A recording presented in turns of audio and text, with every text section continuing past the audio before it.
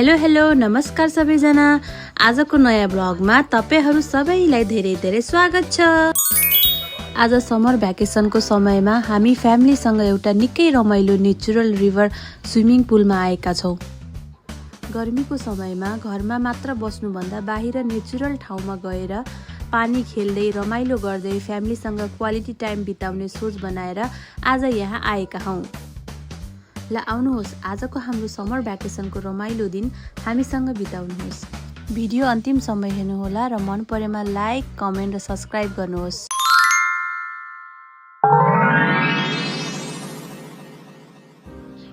यहाँ आइपुग्ने बित्तिकै वरिपरिको वातावरण देखेर मन नै खुसी भयो। चारैतिर हरियाली, प्राकृतिक अनि चिसो नदीको पानी।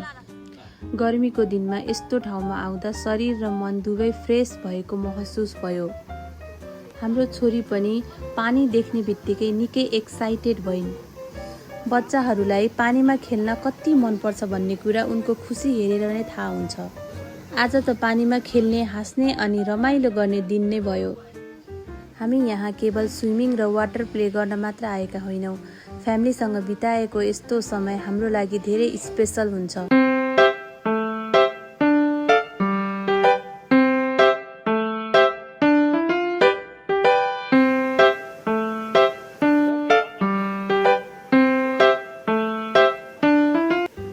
त्यसैले आजको दिनलाई राम्रोसँग इन्जोय गर्दै, सँगै बसेर कुरा गर्दै, हाँस्दै अनि धेरै भन्दा धेरै मेमोरी बनाउने प्रयास गरिरहेका छौं। हामी जहाँ घुम्न जान्छौं त्यहाँका रमाइला मोमेन्टलाई फोटो र भिडियोमा क्याप्चर गर्न पनि निकै मन लाग्छ।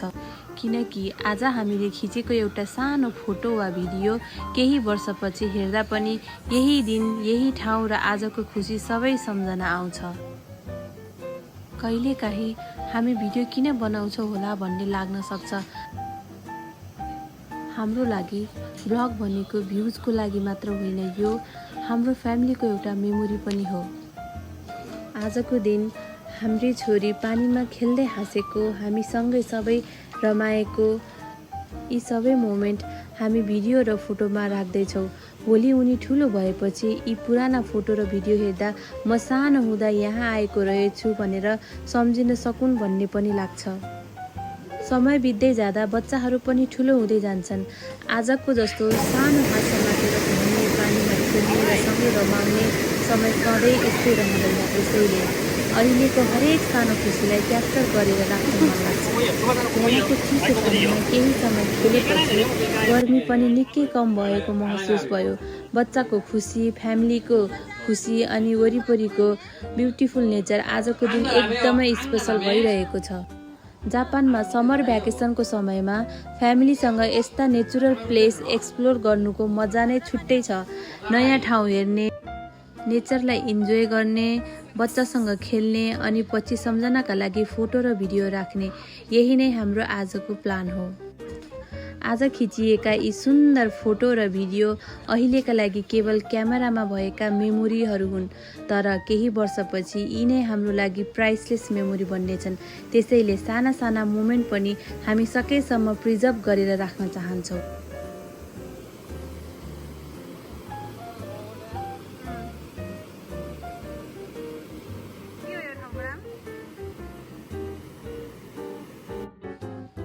अब हामी अझै केही समय यहाँ बसेर पानीमा रमाइलो गर्नेछौँ। हाम्रो समर भ्याकेसनको यो ब्युटिफुल डे कस्तो बित्छ यो सबै ब्लगमा सँगै हेर्नुहोस्।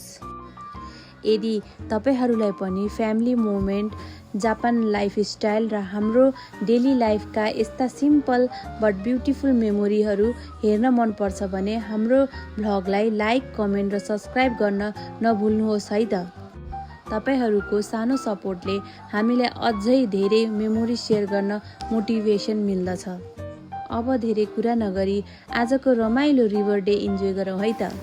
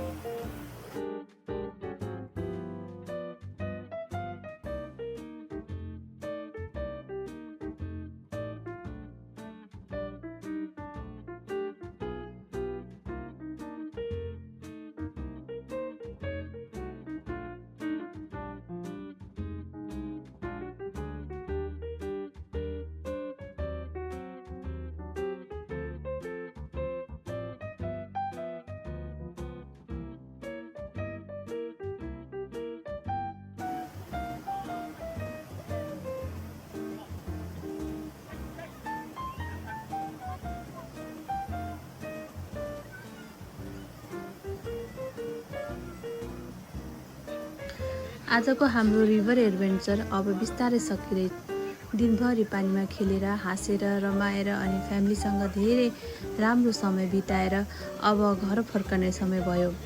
आजको दिनमा धेरै ठुला कुरा केही भएनन्, तर यस्तै साना साना खुसीका मोमेन्ट्स नै हाम्रो लागि सबैभन्दा स्पेसल हुन्छ।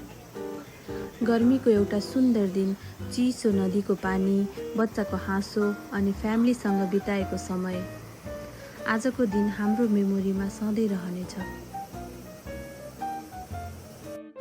ल अब हामी चाहिँ घरतिर लाग्दैछौँ। तपाईहरूलाई पनि आजको हाम्रो सानो समर भ्याकेसन ट्रिप मन परेको छ भन्ने आशा छ। यदि भिडियो हेर्दै यहाँसम्म आइपुग्नु भएको छ भने तपाईहरूलाई धेरै धेरै धन्यवाद। लाइक, कमेन्ट र सब्सक्राइब गर्न नभुल्नुहोला है त। फेरि अर्को नयाँ ठाउँ, नयाँ एक्सपिरियन्स र नयाँ मेमोरी लिएर अर्को ब्लगमा भेटौँला। तबसम्मको लागि बाई बाई, टेक केयर अनि तपाईहरूको समर पनि यस्तै खुसी र रमाइलोले भरियोस्।